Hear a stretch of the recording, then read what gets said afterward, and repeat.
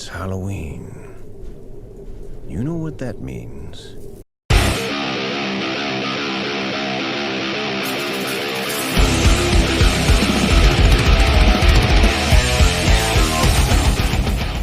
What's up, horror freaks? Welcome back to the Emporium of Dread. I'm your undead movie guide, Boney Stiff, and today I'm going to be diving into the 2023 horror release, Dark Harvest.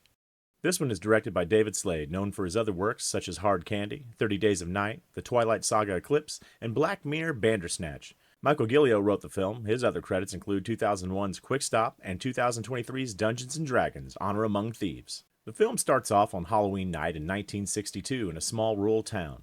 As the film opens, we're treated to a narration about the town's dark past and the legend of old Sawtooth Jack, who every year the young teenage boys go on what's called the Run, where they must take to the streets at sundown to track down old Sawtooth Jack before he's able to make his way to the local church before midnight. Now, this is an aspect of the film I enjoyed very much. I always love stories that revolve around some creepy legend on Halloween night. I think it just helps build an extra layer of spookiness to the tale, and the lore we get at the beginning of the film does just that. So this year's Halloween Run is won by Jim Shepard. After Jim takes old Sawtooth out, we see the other local teens who begin ripping apart the corpse and eating his candy-filled innards. We also learned the town is kind of ran by this weird little group called the Harvesters Guild, who calls Jim and his family up on stage to honor them and his family for saving the town. Oh yeah, I forgot to mention, apparently if the boys don't stop old Sawtooth before he gets to the church, some kind of calamity will befall their little rural slice of heaven. Anyhow, Jim's family gets a big check for $25,000, which equates to about $250K by today's standards, and our boy Jim gets a brand new 1963 Corvette. After getting the keys to his brand new pussy magnet, Jim screeches off into the night. There ain't no stop signs on the black road! We then jump ahead to 1 year later, where we follow Jim's little brother Richie, who's upset about being exempt from this year's run due to his brother winning last year.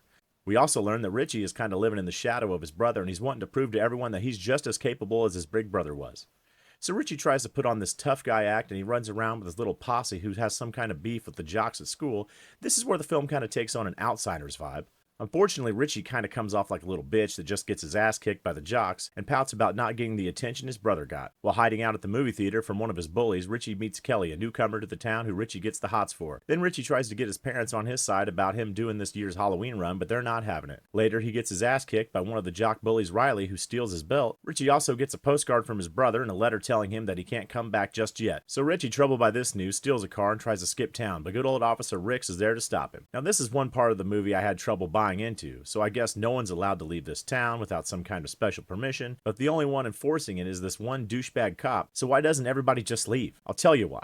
Because the movie would be over in 5 minutes. Meanwhile, we get a look at this farmer who's working on this creepy scarecrow with a carved pumpkin head. He stuffs the body full of candy and sews the thing shut, turning it into some kind of twisted piñata from hell. Then we learn about this bizarre tradition where the town locks up the boys who are taking place in this year's run in their rooms, and they're starved for 3 days until they're let loose on Halloween night, where they hit the streets with masks and makeshift weapons. So Richie sneaks out and joins up with his greaser friends Mitch, Bud, and Charlie. The group runs into old Sawtooth Jack, where they chase him out into the cornfield. Then old Sawtooth turns Charlie and Mitch into chopped liver. I will say I was pleasantly surprised about the gore effects. I wasn't expecting the film to bring this level of gore, and I was thoroughly impressed with what we were given. And Sawtooth himself really gives off this Pumpkinhead meets Sam from Trick or Treat vibe, which I quite enjoyed. So the creature seems to let Richie escape. Then he runs into Kelly, who's joined the hunt herself, and his sissy friend Bud flees back to town, but his parents won't let his bitch ass back inside, so he runs into this group of boys hiding in a storm cellar. But good old Sawtooth shows up and goes to work on him like a salad shooter. We then jump back to Richie and Kelly, who steal a handgun from Officer Dickhead's house and make off with his patrol car. Meanwhile, the town starts looking like Lord of the Flies as the boys begin looting and killing townsfolk and each other.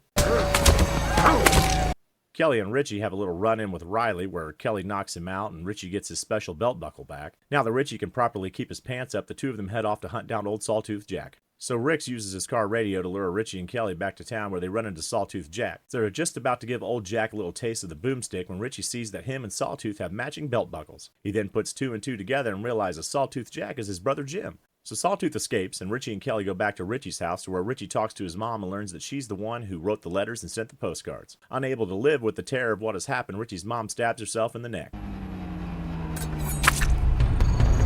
Across town, we see Officer Dickhead, who's telling Richie's father that the run must be completed to prevent the town from certain doom. So we then see Richie and Kelly head back to the church, where Richie's dad reveals that Officer Ricks and the Harvesters Guild keeps everyone from leaving, ensuring every year that Sawtooth Jack is stopped. They also learn that each year's winner is then transformed into Sawtooth Jack the following year. So Richie lures Sawtooth to the church to put an end to all this crazy Pumpkinhead pinata business. We then see Officer Ricks arrive with Riley, where Riley opens fire on Sawtooth Jack. Richie jumps in and stops Riley from finishing off Sawtooth, and then Sawtooth lets Richie know that he wants him to kill him.